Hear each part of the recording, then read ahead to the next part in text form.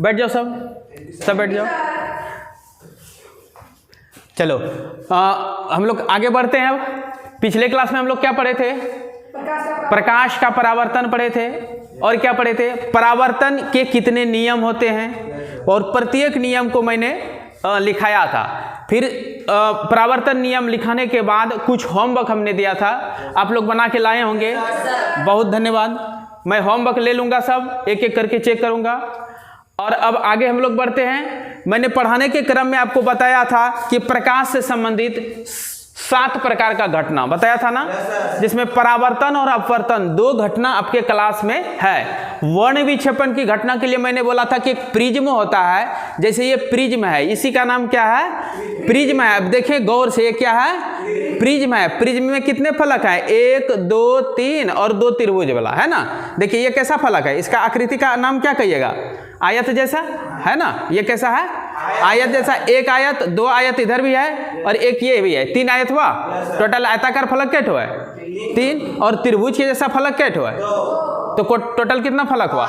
5 फलक से घिरा हुआ है, जिसमें 2 त्रिभुजाकार है और 3 आयताकार फलक से घिरा हुआ क्षेत्र को क्या कर रहे हैं हम लोग?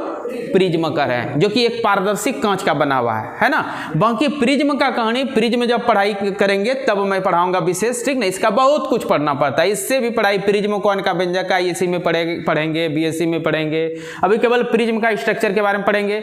यही प्रिज्म है जिसके ऊपर सूर्य प्रकाश जब डालते हैं तो क्या होता है? 7 वर्णों में विभाजित हो जाता है। अर्थात इससे निकलने वाला जो सूर्य प्रकाश जब इससे अपवर्तित होकर के निकलेगा, ये तो पारदर्शी है ना, इस पर जैसे किरण पड़ेंगे तो किरण क्या होगा? किरण पड़ते ही ये वायु एक माध्यम है, इससे कांच में चले जाएंगे ना, और कांच में जाने के बाद इससे जब किरणें निकलेगी तो उसका 7 वर्णों में विभाजित हो जाती है वो किरण ना। सूर्य प्रकाश जब प्रिज्म से गुजारते हैं तो प्रिज्म से अपवर्तन के बाद क्या होने के बाद? अपवर्तन के बाद एक माध्यम से दूसरे माध्यम में जब किरण जाती है तो उसका अपवर्तन होता है। अपवर्तन ना अपने मार्ग से थोड़ा हट जाना, कोई दिक्कत? मार्ग से थोड़ा हट जाना अपवर्तन कहलाया। तो अपवर्तित हो जाती है किरण, अपवर्तित होकर के प्रिज्म से फिर एक बार अपवर्तित होकर के हवा में जब निकलती है तो 7 वर्णों में विभाजित हो जाता है। कितने वर्णों में? जिसमें 5 हमको दिखाई पड़ेगा, 2 नहीं दिखाई पड़ेगा, कोई दिक्कत? तो इसकी कहानी उसी को कहते हैं हम वर्ण विक्षेपण। बाकी इसकी कहानी हम लोग पढ़ेंगे वर्ण विक्षेपण जब पढ़ेंगे। तो ये भी एक घटना था। कल मैं प्रिज्म नहीं लाया था, इसलिए आप लोगों को व्याख्या करके नहीं बता पाया। अभी आप समझ गए होंगे। प्रिज्म का कहानी भी मैं छोड़ देता हूं। हमारे सिलेबस में अभी जो वर्तमान में है अध्याय का नाम क्या है? प्रकाश परावर्तन तथा अपवर्तन, है ना। अध्याय के है अध्याय 10 है और इसका नाम क्या है? प्रकाश। अब प्रकाश में क्या क्या लगा दिया था? परावर्तन तथा अपवर्तन। इसका अर्थ क्या हुआ कि प्रकाश में जो 7 घटना है उन घटनाओं में हमको परावर्तन और अपवर्तन का घटना यहाँ पढ़ना है, कोई दिक्कत? जिसमें मैं बताया था कि परावर्तन का घटना कहाँ घटता है? चिकनी सतह से। कहाँ घटता है? चिकनी सतह में। हमने आपको कल क्या चीज दिखाया था? दर्पण दिखाया था। क्या दिखाया था? यही दर्पण दिखाया था ना। ये दर्पण मैंने आपको दिखाया था। ये दर्पण दिखाया था आपको कि दर्पण पर जब पड़ती है किरणें तो किसी दूसरी दिशा में मुड़कर चली जाती है। इसी घटना को क्या कहते हैं? प्रकाश का परावर्तन कहते हैं। और इसके साथ आपको मैंने 2 और दर्पण दिखाया था, ये जिसका नाम है उत्तल दर्पण और अवतल दर्पण। ये देखते हैं गोल है। कैसा है? गोल है। एक्चुअल में है क्या? जैसे देखिए ये बॉल है ना, ये बॉल इस प्रकार है। अब देखिए इसको हम अगर मैं जादू मार के इसको कांच का बना दूं, जादू मार के क्या कर दूं? पढ़ो जादू पढ़ो। डरेंगे नहीं ना आप लोग? इसको जादू से मैं क्या बना दूंगा? कांच का। अच्छा अभी नहीं, बाद में मैं जादू से इसको कांच बनाऊंगा। अभी आप पहले देखिए, अभी डर जाएंगे आप लोग। ये क्या है? मान लेते हैं अभी suppose that this is made of glass. ये कांच का बना हुआ है, कोई दिक्कत? कांच का बना हुआ है।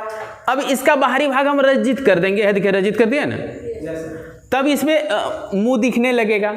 हमारा मुंह क्या होगा? दिखने लगेगा, मतलब इसमें प्रतिबिंब बनने लगेगा। तो इस प्रकार बाहरी भाग रज्जित हो गया और आंतरिक भाग क्या हो गया, परावर्तक सतह बन गया, जिसमें परावर्तन का घटना घटेगा। जिस सतह पर परावर्तन का घटना घटता है उसको क्या कहते हैं, परावर्तक सतह कहते हैं। और जिसको हम पेंट कर देते हैं उसको कहते हैं रज्जित भाग। क्या बोलते हैं, रज्जित भाग, रौ जो दीर्घई का ता, ठीक ना, रज्जित भाग। तो एक भाग रज्जित कर दिया, कैसा, बाहरी भाग रज्जित कर दिया, और भीतरी भाग का अगर परावर्तक सतह बना देंगे तब इसको क्या कहेंगे, इसको कहेंगे अवतल दर्पण। और ये कहाँ से बना, एक गोला से बना। कहाँ से बना, एक गोला को काट के हम बना दिए, बनाया ना। कहिए कि सर अगर भीतर वाला ही रज्जित कर देते और बाहर वाला नहीं करते तब, बाहर वाला परावर्तक सतह बना देते, ऐसा भी तो हो सकता था। हाँ, हो जाएगा, वही तो ये दर्पण है ना। ये बड़ा गोला है, बहुत बड़ा गोला का कटिंग है, ठीक ना, ये बहुत बड़ा गोला का, इसलिए थोड़ा गड्ढा इसका कम दिख रहा है। दिख रहा है ना गड्ढा, देखिए गड्ढा है ना, देख रहे हैं आप लोग। तो ये कैसा गोला का है, बहुत बड़ा गोला होगा, ठीक ना। उसको काट के अंदर तरफ रज्जित कर दिया है और बाहर तरफ परावर्तक सतह बना दिया है। बाहरी भाग क्या है, परावर्तक सतह। बाहरी भाग क्या है, आंतरिक भाग क्या है, रज्जित। आंतरिक भाग क्या है, रज्जित। बाहरी भाग क्या है, परावर्तक सतह। बोल बेटा, बाहरी भाग क्या है, परावर्तक सतह। आंतरिक भाग क्या है, रज्जित। और इस दर्पण को हम देखते हैं, ये दर्पण जो देखिए गड्ढा, ये है ना गड्ढा, स्पष्ट गड्ढा दिख रहा है। और इसका आंतरिक सतह क्या है, नहीं, परावर्तक सतह। अंदर भाग क्या है, परावर्तक सतह है। अंदर भाग क्या है, परावर्तक सतह है। और बाहरी भाग क्या है, रज्जित है। बाहरी भाग क्या है, रज्जित है। और आंतरिक भाग क्या है, परावर्तक सतह है। समझा ना। तो तब इसका मतलब है ये गोला, किसी गोला को काट के बनाया है ना। ये किसको काट के बनाया गया, एक गोला जैसा कांच होगा, उस कांच का थोड़ा सा कटिंग कर लिया, कटिंग करके आंतरिक भाग को परावर्तक सतह बना दिया, बाहरी भाग को रज्जित कर दिया। तो ये बन गया अवतल दर्पण। क्या बन गया, और उसी गोला में क्या किया, अगर आंतरिक सतह रज्जित कर दिया और बाहरी सतह को परावर्तक कर दिया, उठा हुआ भाग परावर्तक बना दिया और आंतरिक भाग, तो उठा हुआ भाग परावर्तक सतह थी, उठल भाग उत्तल दर्पण। उठल भाग पर मुंह दिखे तो उत्तल दर्पण, कोई दिक्कत। तो उठल भाग अगर इसका क्या है, उठल भाग अगर दर्पण है तो उत्तल दर्पण। अवतल का अर्थ मैंने क्या बताया था, गड्ढा। अवतल का अर्थ क्या होता है, गड्ढा। और अगर पूछेगा किस डिक्शनरी में, तो बोलना डीकेडी डिक्शनरी में, ठीक ना। किस डिक्शनरी में है, डीकेडी डिक्शनरी में। अवतल मीन्स गड्ढा। तो ये अवतल का अर्थ गड्ढा है और अवतल गड्ढा वाला ही दर्पण है, इसलिए इसको अवतल दर्पण कहेंगे। उठल भाग अगर दर्पण बना है, गड्ढा भाग नहीं है, उठल भाग इसका है ना, देखिए दिख रहा होगा आप लोगों को, चूंकि आप देख सकते हैं, ठीक ना। तो उठल भाग दर्पण है तो उत्तल दर्पण, और अवतल बना गड्ढा। अवतल मीन्स, तो अवतल भाग अगर दर्पण है तो अवतल दर्पण। और ये दोनों के दर्पण किससे बना, गोला से। कहां से बना, और जो पहले में बड़ा दर्पण आपको दिखाया था, ये दर्पण क्या गोला से का बना हुआ है, नहीं है, ये प्लेन है, समतल है। क्या है ये, प्लेन है, समतल है। तो आप बताइए दर्पण कितने प्रकार के हम कह सकते हैं, दो प्रकार, एक तो समतल दर्पण और दूसरा गोलीय दर्पण। मैं क्यों दर्पण पढ़ाने लगा आपको, क्योंकि आपने देखा परावर्तन का कहानी वहीं घटित हो रहा है, परावर्तन का घटना वहीं घटित हो रहा है जहां सतह काफी प्लेन हो, चिकना हो ना। चिकनी सतह में परावर्तन का घटना घटता है, और दर्पण के जैसा चिकनी सतह नहीं, दर्पण के जैसा कोई चिकनी सतह नहीं है। तो दर्पण को भी पढ़ लेते हैं, क्योंकि दर्पण से संबंधित परावर्तन सुंदर परावर्तन है जिसको हम स्पष्ट देख सकते हैं ना। अगर ऐसे परावर्तन तो प्लेन सतह और बहुत जगह हो जाएगा, पक्का भी फर्श पूरा पॉलिश किया हुआ रहेगा तो उस पर भी हो जाएगा, मार्बल टाइल्स पे भी हो जाएगा, लेकिन उस समय प्रतिबिंब उतना क्लीन नहीं दिखेगा जितना क्लीन की दर्पण पर दिखेगा। इसलिए हम दर्पण से संबंधित चीजों को पढ़ते हैं। तो हमारे क्लास में दर्पण का बहुत डिटेल से व्याख्या है। तो मैं बताऊंगा आपको कि दर्पण कितने प्रकार है। मैं पूछूं आपसे कि दर्पण कितने प्रकार के होते हैं, तो आपको बोलना है दो प्रकार का। कौन कौन, एक समतल दर्पण, एक गोलीय दर्पण। मुख्य रूप से दर्पण कितने प्रकार के होते हैं, कौन कौन, समतल दर्पण, गोलीय दर्पण। फिर मैंने दिखाया आपको गोलीय दर्पण कितने प्रकार के होते हैं। गोलीय दर्पण कितने प्रकार के होते हैं, देखिए यहाँ गड्ढा भाग इसका क्या है, अवतल भाग परावर्तक सतह, इसका अवतले भाग है रज्जित, उठल भाग है इसका ये ना, है ना। तो एक अवतल दर्पण, एक उत्तल दर्पण, समझ गए। और ये गोला से बना है। गोलीय दर्पण किससे बना है? गोला को काट कर बनाया इसलिए गोलीय दर्पण नाम है। गोला काट के बनाया इसलिए, और वो समतल शीशा का बना है इसलिए समतल दर्पण। कोई दिक्कत? अब मैं लिखाता हूं, क्या लिखाऊंगा? दर्पण। आज का हेडिंग इसमें पढ़ रहे हैं हम लोग, दर्पण। मिरर, इसको इंग्लिश में क्या बोलते हैं? मिरर। मिरर कितने प्रकार के होते हैं? कौन कौन? समतल दर्पण, इसको इंग्लिश में क्या कहेंगे? प्लेन, प्लेन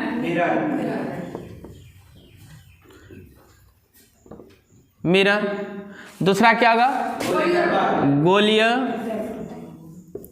दर्पण, इसको इंग्लिश में बोलेंगे स्फेरिकल, स्फेरिकल मिरर। कोई आपत्ति? नहीं सर। गोलीय दर्पण कितने प्रकार के होते हैं? 2 प्रकार के। कौन कौन सा? उत्तल दर्पण और अवतल दर्पण। कोई दिक्कत? इसको इंग्लिश में बोलते हैं कॉनकेव मिरर, कॉनकेव मिरर। इसको कॉन्वेक्स मिरर क्या बोलते हैं? Convex mirror. कोई दिक्कत? Convex mirror, convex mirror means cave. तो स्फेरिकल मिरर को कितने वर्गों में बांटा गया? 2। कौन कौन? उत्तल दर्पण और उत्तल का इंग्लिश होता है कॉन्वेक्स मिरर। उत्तल दर्पण को क्या बोलते हैं? और अवतल को कॉनकेव मिरर।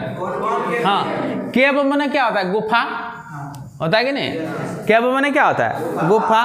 तो ये देखिए गुफा है, गुफा नहीं है, क्या मैंने गुफा होता है। तो भीतर वाला अगर दर्पण ऐसे गड्ढा वाला अगर दर्पण है तो उसको क्या कहेंगे? Concave mirror. इंग्लिश में केव वाला बोल देंगे। केव मैंने क्या होता है? ऐसे गुफा होता है ना होता है? केव का अर्थ तो गुफा होता है। तो कॉनकेव क्या कहेंगे? इनको कॉनकेव मिरर कर देंगे। क्या कर देंगे? कॉनकेव। केव गुफा भाग अगर दर्पण बन गया। गड्ढा को क्या? गुफा क्या है? गड्ढा है ना रे, जमीन के अंदर में अगर मोटा मोटा बिल रह जाता है तो उसको क्या कहते हैं? गुफा कहते हैं। तो ये गुफा वाला गड्ढा वाला अगर दर्पण बनाए तो इसको कॉनकेव मिरर कहेंगे। क्या कहेंगे? कॉनकेव, यानी कि अवतल दर्पण, गड्ढा वाला दर्पण ना। और ये कॉन्वेक्स, उठावा दर्पण अगर है, उत्तल दर्पण ये उठावा भाग ना, ये दर्पण है उठावा भाग, तब इसको बोलेंगे कॉन्वेक्स मिरर। क्या है ये? क्योंकि देखिए ऐसे में वैक्स में ना तंग करना होता है। सुने, वैक्स मीन्स होता है तंग करना। अब आप मुंह देखेंगे अपना, इसमें फिगर देखेंगे अपना, तो क्या दिखेगा आपको? छोटा दिखेगा। क्या दिखेगा? छोटा दिखेगा। और जब छोटा दिखेगा तो आप परेशान हो जाएंगे, वैक्स हो जाएंगे, नहीं हो जाएंगे? कि अरे वाह मेरा मुंह छोटा कैसे हो गया, हम छोटा क्यों दिखने लगे भाई? और उसमें तो बराबर बड़ा छोटा सब दिखता है, तो बराबर दिख ही जाएगा, लेकिन इसमें बराबर कभी नहीं दिखेगा। जब भी दिखेगा छोटा दिखेगा, जब भी दिखेगा छोटा दिखेगा। तो फिर हम लोग वैक्स हो जाएंगे, परेशान हो जाएंगे ना। कॉन्वेक्स उत्तल दर्पण कहते हैं जिसमें छोटा प्रतिबिंब बनता है। कैसा बनता है? छोटा। इसको देखते हम वैक्स हो जाते हैं, परेशान हो जाते हैं, तंग हो जाते हैं ना। समझ रहे हैं? तो कॉन्वेक्स मिरर को क्या कहते हैं? उत्तल दर्पण। उत्तल दर्पण में हमेशा कैसा प्रतिबिंब बनता है? छोटा। हमेशा कैसा प्रतिबिंब बनता है? इसलिए हम लोग क्या हो जाते हैं? वैक्स हो जाते हैं। वैक्स में ना परेशान, तंग। बात हो जाए। उत्तल दर्पण को इंग्लिश में क्या बोलते हैं? कॉन्वेक्स मिरर कहते हैं। और वैक्स हम कब हो जाते हैं? जब अपना छोटा रूप देखते हैं कि हम छोटा कैसे हो गए। बात समझ रहे हैं? ये आपको टेक्निक याद रखने के लिए कि उत्तल दर्पण का इंग्लिश कॉन्वेक्स मिरर होता है। क्या होता है? कॉन्वेक्स मिरर होता है। और केव माने गुफा होता है। अवतल दर्पण का कॉनकेव मिरर होता है। इतना बात बता दिया आपको इसलिए कि अभी देखिए हमसे भी लिखने में मिस हो गया हुआ ना। क्यों मिस हुआ? हम तो गौर नहीं किए थे। इसका तो वही टेक्निक है दिमाग में रखने का कि कैब अपना गुफा होता है, इसलिए गुफा, गड्ढा वाला ठो को कॉनकेव कहते हैं। हम लोग जो याद रखते हैं, रखे थे, इसी तरह संजोग हो गया, लिखने में मिस उल्टा हो गया था, ठीक ना। लेकिन अभी शुद्ध है। तो अवतल दर्पण को क्या बोलेंगे? कॉनकेव। केव माने क्या होता है? गुफा होता है। और वैक्स में परेशान होता है, तंग होता है। और उत्तल दर्पण में हमारा प्रतिबिंब कैसा बनता है? छोटा। और छोटा हम अपना छोटा देखेंगे, हम छोटा हो गए तो क्या हो जाएंगे? हम लोग वैक्स हो जाएंगे, परेशान हो जाएंगे। तो कॉन्वेक्स इसको इंग्लिश में क्या कहते हैं? कॉन्वेक्स। हिंदी में क्या कहते हैं? उत्तल दर्पण का हमेशा प्रतिबिंब कैसा होता है? छोटा। और अवतल दर्पण में प्रतिबिंब जो गुफा वाला है, तो गुफा बड़ा भी छोटा भी सब तरह का बराबर भी प्रतिबिंब बनेगा। इसमें छोटा बड़ा बराबर सब प्रतिबिंब बनेगा। आप ध्यान दीजिएगा, मैं बहुत बड़ा चीज बता रहा हूं आपको, ये आप कंफ्यूज ना करें, ध्यान रखना है। उत्तल दर्पण जो है, कॉन्वेक्स मिरर जो है, हमेशा कैसा प्रतिबिंब बनाता है? हमेशा छोटा प्रतिबिंब बनाता है। अभी मैं प्रैक्टिकल करके दिखाऊंगा आपको। और अवतल दर्पण जो है, छोटा बड़ा और बराबर तीनों तरह का प्रतिबिंब बनाता है। कोई दिक्कत? अब कहिए ऐसा कैसे होगा? आइए एक बच्चा धर्मेंद्र कुमारी आओ। अब देखिए प्रतिबिंब तुम देखो कि कैसा दर्पण है, छू के देखो। उत्तल दर्पण, इसमें प्रतिबिंब देखो तुम कैसा बनता है? छोटा। क्या तुम हो गया छोटा? देख के छोटा वैक्स हो गया ना, तो इसको अंग्रेजी में क्या कहेंगे? कॉन्वेक्स मिरर कहेंगे ना। और हिंदी में उत्तल दर्पण, उठल भाग उत्तल दर्पण। Yes sir. उठल है ना उत्तल दर्पण, इसको ट्रिक रखेगा। उठल है ना उत्तल दर्पण, देखो उठल है ना, छू के देखो ना, उठा हुआ है ना। Yes sir. ये ऐसे हंसतो ना बेटा, ऐसे हंसतो देखो, ऐसे ऐसे छुओ, उठा हुआ है? पूरा नहीं उठा हुआ? तो उठल रहे तो उत्तल दर्पण। और जब छोटा प्रतिबिंब होके हम वैक्स परेशान हो जाते हैं तो कॉन्वेक्स मिरर। दोनों इसका समझ में आया? ये उठल है इसलिए उत्तल दर्पण, और अपना छोटा रूप देख के वैक्स हो गए, हम परेशान हो गए, इसलिए कॉन्वेक्स मिरर। हेलो छू के देखो, तुम आगे पीछे करके देखो, प्रतिबिंब छोटा बड़ा दिखता है? छोटा बड़ा दोनों दिखा? वाह, तुमसे बड़ा भी प्रतिबिंब दिख गया? नहीं सर। देखो फिर से देखो, हो सकता है तब नियम बदलेंगे, हम लोग किताब सब शुद्ध करेंगे। जितना बड़ा मुड़ी है उससे बड़ा दिखा कभी? नहीं सर, नहीं दिख रहा है। इससे दिक्कत हो गया। राज तुम देखो तो हमको तो लगता है बड़ा भी बन जाता है, अपना मुंह से, ओरिजिनल मुंह से बड़ा भी बनता है। देखो तुमको अपना ओरिजिनल मुंह से बड़ा दिखा है? हाँ, तो जोर से बोलो, जो प्रैक्टिकल देख लो बोलो। बड़ा दिख रहा है? नहीं। कभी दिख रहा है? नहीं, कभी नहीं दिखता है। अब इसमें देखो तुम, ये कौन दर्पण है? देखो गड्ढा है कि ऊंचा है? गड्ढा है ना, तो गड्ढा अंग्रेजी गुफा क्या बोलते हैं? कैब। इसको अंग्रेजी में क्या बोलेंगे? कॉनकेव बोलेंगे ना। अवतल में गड्ढा होता है। अवतल दर्पण में देखो बड़ा छोटा दिखता है कि बड़ा खाली दिखता है कि छोटा खाली दिखता है? बड़ा दिखता है। और हमेशा बड़ा दिखता है? देखें, देखो तुम देखना और बताना हमको, हम कुछ नहीं करेंगे, खाली तुम देखना। देख लिया? Yes sir. देखते रहना, तुम स्थिर रहो ना।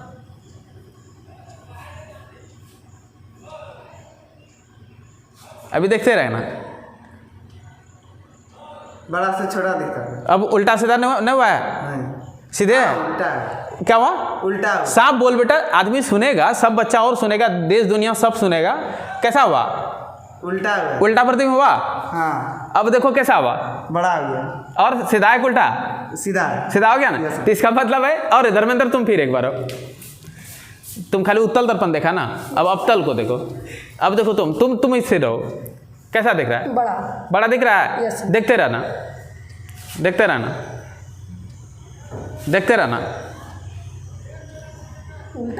उल्टा दिखा? छोटा दिख रहा है? बड़ा? छोटा।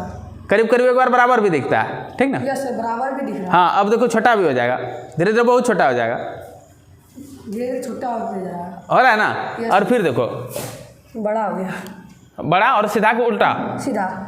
प्रैक्टिकल देख रहे हो? इसमें क्या होता है, सीधा भी प्रतिबिंब बनेगा, ध्यान दीजिएगा, सीधा भी प्रतिबिंब बनेगा। अवतल दर्पण में क्या बनेगा? सीधा भी बनेगा, उल्टा भी बनेगा, वस्तु से बड़ा भी हो जाता है, वस्तु से छोटा भी हो जाता है, वस्तु के बराबर भी हो जाता है। क्या गजब का कहानी है, लाजवाब दर्पण है अवतल दर्पण। क्या है? अवतल दर्पण अपना दर्पण। अवतल दर्पण क्या है? क्यों? क्योंकि ये मजा ला देता है कि हम जितना बड़ा है उससे बड़ा मुंह दिखेगा। इसमें जब थोतना दिखेगा ना, बड़ा का थोतना दिखेगा। कितना बड़ा दिखेगा? बड़ा थोतना दिखेगा, ठीक ना। थोतना क्या दिखेगा? बड़ा दिखेगा, ठीक, बहुत बड़ा, देखने में मजा आएगा। नाक, कान, बाल, आंख सब जो एक एक का एकदम दिखेगा जबरदस्त। नाक कितना बड़ा दिखेगा, आंख कितना बड़ा दिखेगा, थोतना इतना बड़ा दिखेगा, लगेगा पता नहीं राक्षस बन गए हम लोग, ठीक है। इसमें देखने के बाद क्या लगेगा राक्षस बन गया, डर जाएगा अपने से। अभी दिखाऊंगा सबको, खाली डरना नहीं, कोई डरोगे ना, ठीक है। तो ये जो है हम लोग देख लिए कि इसमें जो प्रतिबिंब बनता है वो कैसा बनता है? छोटा बड़ा बराबर और क्या? उल्टा भी बना और सीधा भी बना, ध्यान देना, उल्टा भी बना और सीधा भी बना, उल्टा भी बना और सीधा भी बना। कोई दिक्कत? तो आप ध्यान रखेंगे कि उत्तल दर्पण तो एकदम पूरा भैक्स कर दिया, कुछ नहीं हुआ, अपना और छोटा बौना रूप दिखा दिया हम लोगों को, दिखाया ना। उत्तल दर्पण ये उठा हुआ है, उत्तल दर्पण, वही भैक्स कर दिया हम लोगों को, कॉन्वेक्स ना। और ये हमेशा छोटा प्रतिबिंब बनाया, हमेशा कैसा प्रतिबिंब बनाया? छोटा प्रतिबिंब बनाया। तो अब इसका कहानी हम लोग बहुत विस्तार से पढ़ेंगे, इसका भी कहानी बहुत ज्यादा मात्रा में पढ़ेंगे, ठीक ना। और समतल दर्पण देखिए कितना समतल ये है, कितना समतल दर्पण समतल है कि जितना बड़ा आप है, पुटरू यहाँ तो देखो, तुम बड़ा है छोटा? सर बराबर है बेटा? Yes sir. जरा सा भी छोटा बड़ा दिख रहा है? नहीं सर। मोटा? नहीं सर। पतला? नहीं सर। नट्टा? नहीं सर। लंबा? कुछ नहीं दिखते, जितना है उतने है ना। बैठ जा। तो इस प्रकार समतल दर्पण तो हमारा एक और मस्त दर्पण है, जिसको हम लोग घर में आईना कहते हैं, जिसका उपयोग हर घर में हो रहा है। इस समतल दर्पण में प्रतिबिंब वस्तु के बराबर सीधा, हमेशा सीधा। लेकिन और एक बात देखो, आओ तो जरा सा इस कलम को पकड़ो, किधर है? दायां हाथ में, बायां हाथ में? दायां हाथ में है ना, दायां हाथ में है ना। ये हाथ कौन हाथ है? दायां हाथ में। तो दायां हाथ इधर है, उसका मुंह किधर है? पूरब की पश्चिम? सर पूरब। उस लड़का का वहाँ ऐना वाला पुटरुक देखो, पूरब तरफ, पूरब उसका मुंह है ना, तो उसका दायां किधर होना चाहिए? हम जब पूरब हो जाते हैं, देखो मेरा दायां किधर हो रहा है, उसका दायां किधर है? देखो तो, अरे बाबा जादू हो गया ना। गौर किए थे इस पे? जब वो पूरा मुंह हो गया, हम लोग जब आप पूरा हो जाओ बेटा, पूरा हो जाओ ना, तो देखो हाथ किधर, तुम्हारा दायां हाथ किधर चला गया? अब तुम इधर पश्चिम हो जाओ तो पश्चिम हुआ ना, पश्चिम हो जाओ, पूरा पश्चिम हुआ, पूरा पश्चिम हो गया। अब तुम अपना हाथ, दायां हाथ उठाओ, तो इसका भी दायां हाथ है। लेकिन ये जब पूरा मुंह हो गया है, ये पुटरू, अंदर वाला पुटरू जब पूरा तरफ हो गया, उसका दायां हाथ तो मेरे तरफ होना चाहिए ना। लेकिन कितना बदमाश है, देखो उसका दायां हाथ किधर हो गया ना, इसका दायां हाथ किधर हो गया? ये छोड़वा बदमाश है पूरा, है ना। पूरा दूसरा बचाओ, और इसको पीटेंगे, अभी भीतर वाला पीटेंगे, आप लोग को नहीं पीटेंगे, आप लोग ठीक ही है। बायां हाथ में कलम लो, बायां हाथ में कलम लो, बायां हाथ, चलो बायां हाथ। अब आपका फेस का डायरेक्शन किधर है? किस दिशा में? फेस का डायरेक्शन किस दिशा में है? पश्चिम तरफ। तुमको पता है उत्तर पूर्व पश्चिम क्या होता है? किधर है पश्चिम? पश्चिम किधर है? पश्चिम किधर? बोलो तो, ऐसे करके बोलो सीधे तो बोलेगा नहीं। गजब है, पूरा पश्चिम बताने में इस तरह कर रहा है। हाँ पश्चिम किधर है? डायरेक्शन। हाँ इधर बोलो ना बेटा, इधर बोल दो डायरेक्ट पर। हाँ ऐसे इशारा करके बोलेगा ना, तो पश्चिम है। हाँ। अब वहां जो देखो, वहां राज देखो कैसा है, वो बदमाश राज है भीतर में। Yes sir. तुम्हारा किस हाथ में पेन है? बायां हाथ में। उसका किस हाथ में है? दायां हाथ। उसका बायां, जब ये तो पूरब तरफ है। Yes sir. दर्पण वाला राज किधर है? पूरब तरफ। पूरब तरफ है ना। तो दर्पण वाला राज का बायां हाथ किधर होना चाहिए? इधर ना। यहाँ देखो मेरा बायां हाथ इधर है, मैं पूरब हूं तो मेरा बायां हाथ इधर है। और दर्पण वाला राज किधर है? बायां, ये भी पूर्वे है ना, तो इसका बायां हाथ किधर होना चाहिए था? लेकिन देखो उसका क्या हो गया, बदमाश है कि भीतर वाला। मारेंगे खाली भीतरे वाला को, ठीक ना। ये बहुत बदमाशी कर रहा है, अपना दायां हाथ बायां बना रहा है, बायां हाथ दायां बना रहा है। क्यों ऐसा कर रहा है? पार्श्वीय रूप से उल्टा प्रतिबिंब बना, इसी को कहते हैं पार्श्वीय रूप से उल्टा। दायां बायां बन जाना, बायां दायां बन जाना, इसको क्या कहते हैं? पार्श्वीय रूप से उल्टा प्रतिबिंब बनना, ठीक ना। तो ये जो समतल दर्पण प्रतिबिंब बनाता है, वो कैसा बनाता है? पार्श्वीय रूप से उल्टा, रूप से उल्टा। पार्श्वीय रूप का अर्थ केवल हुआ कि जो पृष्ठ है, दायां भाग बायां तरफ, बायां भाग दायां तरफ आ जाना। सब बात समझे? और ऐसे ही बनाता है सीधा प्रतिबिंब। है कैसा? कैसा प्रतिबिंब है? सीधा प्रतिबिंब है। करना यह हो गया। लेकिन प्रतिबिंब कैसा बनता है? सीधा प्रतिबिंब। सीधा प्रतिबिंब। सीधा का अर्थ क्या हुआ? सीधा का अर्थ क्या हुआ? सोनू यहाँ आओ, सोनू सोनू। अब तुम देखो, यहां दर्पण को देखो तो तुम अपना मुंह देखो, ऊपर है। हाँ। पैर नीचे है। हाँ। और दर्पण वाला सोनू देखो, उसका मुंह किधर है? ऊपर है। हाँ। ऊपर है कि नीचे है? हाँ, ऊपर। उसका नीचे ना है। हाँ। उसका मुंह नीचे ना है। हाँ। हाँ। आँख है कि थोड़ा सा डैमेज हो गया है? तुम्हारा आँख है कि डैमेज हुआ है? नहीं सर। कि गोठाक चश्मा लगेगा? नहीं सर। एक गोठाला चश्मा ला रहे इसको गोठाक चश्मा लगा लगा। इस समतल दर्पण में जो सोनू दिख रहा है, वहाँ जो सोनू है उसका मुड़ी नीचे है? नहीं, ऊपर। वाह, नीचे है क्या? देखो तो गौर से। ए पुटरू, और बेटा देखो, इसको गोठाक चश्मा लगाएंगे। देखो तो उस पुटरू को देखो तो रे, ये सर इसका मुड़ी नीचे है कि ऊपर? ऊपर है सर। नीचे है? ऊपर है सर। नीचे है? नहीं सर, ऊपर है। अब उसको कैसे देखा? इसका मतलब तुमको दोस्त है रे, और कोई रे? धर्मेंद्र यहाँ और तेजी से, तेजी से। अब दर्पण वाला धर्मेंद्र को देखो, उसका मुड़ी किधर है? ऊपर सर। अब भी ऊपर है सर। अब मुड़ी ऊपर है कि नीचे है? दिख ना रहा है सर, दिख ना। हेलो देखो, नहीं दिख रहा है सर, अभी इधर हो गया है। हाँ अब ऊपर है सर। तो कभी नीचे दिखा? नहीं। समतल दर्पण में प्रतिबिंब हमेशा सीधा बनता है। कैसा बनता है? सीधा। अब देखो, अब ऊपर दिखा सोनू? हाँ। कहाँ? हमको नहीं देखो, मेरा नहीं, ऊपर। सोनू दर्पण वाला सोनू देखो। मेरे पास दो आदमी, एक मैं भी हो एक तुम भी हो, ठीक ना? मेरे में मैं भी हो और तुम भी हो। तुम दर्पण के भीतर से दिखोगे, दिख रहा है? मैं भी और तुम भी हो ना? हाँ। तब तो तुम कैसा हो? हाँ। इसमें ऊपर सीधा ही हो, सीधा हो ना, लेकिन तुम्हारा दायां बायां है। देखो हाथ, हाथ छो, देखो दायां बायां तरफ चला गया ना। हाँ। और इधर लो, देखो बदला ना। हाँ। तुम पार्श्वीय रूप से उल्टा, वैसे प्रतिबिंब सीधा है। चलो बैठो, इसी को कहते हैं प्रतिबिंब सीधा, ठीक ना? प्रतिबिंब कैसा है? सीधा प्रतिबिंब बना है, लेकिन पार्श्वीय रूप से क्या हो गया है? उल्टा हो गया। पार्श्वीय रूप से उल्टा होना मतलब क्या हुआ? दायां भाग बायां बन जाना, बायां भाग, बात समझे? और सीधा का अर्थ हुआ जैसे ये हमारा माथा है, माथा माथा ही रहेगा, पैर पैर तरफ ही रहेगा। ऐसा नहीं होगा पैर ऊपर हो जाएगा, मुड़ी नीचे हो जाएगा, जैसे कि उत्तल दर्पण में, इसी में अवतल दर्पण में हुआ था। अवतल दर्पण में हुआ था ना भाई? अवतल दर्पण जब हमने दूर किया था, आप देखेंगे मुड़ी पूरा उल्टा हो गया होगा, लगा इस जगह कट करके नीचे आ गया है, नहीं लग रहा था? तो उल्टा प्रतिबिंब कौन बनाता है? यही अवतल दर्पण बनाता है। कौन बनाता है? अवतल। अवतल अपना, अवतल अपना, क्योंकि ये चमत्कार दिखाया। बड़ा भी कर दिया, छोटा भी कर दिया, बराबर भी कर दिया, क्या ना? उल्टा भी कर दिया, सीधा भी कर दिया। गजब का ये दर्पण है, अवतल दर्पण है कि नहीं? तो अवतल दर्पण अपना दर्पण, क्योंकि ये चमत्कार दिखाया हमको, दिखाया ना? कौन दर्पण दिखाया चमत्कार? अवतल दर्पण। और ये डराया हमको बना बना के। उत्तल दर्पण क्या क्या? भैक्स कर दिया। क्या कर दिया? भैक्स कर दिया। इसे इसका अंग्रेजी भगवान ने दे दिया था। कौन भैक्स?